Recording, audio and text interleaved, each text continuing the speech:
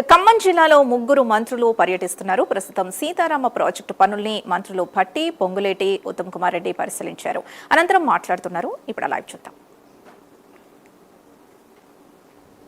1681 కోట్లతో 2 లక్షల ఎకరాలకి నీళ్లు ఇచ్చేటువంటి కార్యక్రమం.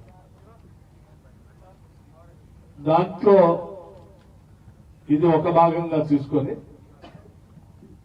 ఇదే గోదావరి నది పైన కొంత దూరం దిగువ భాగంలో రుద్రం కోట దగ్గర ఇందిరా సాగర్ లిఫ్ట్ ఇరిగేషన్ ఇంకొకటి ప్లాన్ చేసి గోదావరి అట్లాగే శబరి నది 2 నదులు అనుసంధానం అయ్యే దగ్గర రుద్రం కోట దగ్గర అక్కడ పునాదులేసి పనులు ప్రారంభించి దానికి 1824 కోట్ల రూపాయలతో 2 లక్షల ఎకరాలు. అది కూడా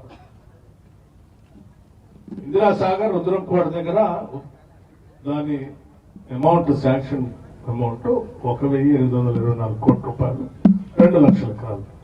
మొత్తంగా 2 ప్రాజెక్టులు కలిపి 4 లక్షల ఎకరాలకి 3500 కోట్ల రూపాయలతో 505 కోట్ల రూపాయలతో 3505 కోట్ల రూపాయలతో 2 ప్రాజెక్టుల్ని కంప్లీట్ చేసి ఈపీసీ సిస్టమ్ ద్వారా ఈ జిల్లాకి 4 లక్షల ఎకరాలు గోదావరి నీళ్లు ప్రవహించడం కోసం ఆ 2 ప్రాజెక్టులు మొదలుపెట్టడం జరిగింది.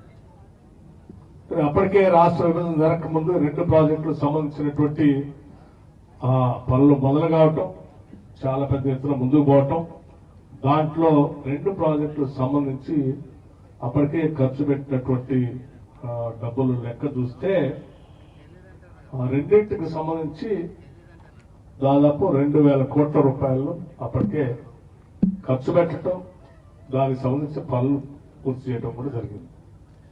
ఇక కేవలం మిగిలింది 1505 కోట్ల రూపాయలంటే 1505 కోట్ల రూపాయలు. కేవలం మిగిలింది 1505 కోట్ల రూపాయలతో మాత్రమే ఖర్చు చేస్తే 2 ప్రాజెక్టులు పూర్తయి 4 లక్షల ఎకరాల నీళ్లు ఇచ్చేటువంటి ఆ 2 ప్రాజెక్టుల్ని దురదృష్టవశాత్తు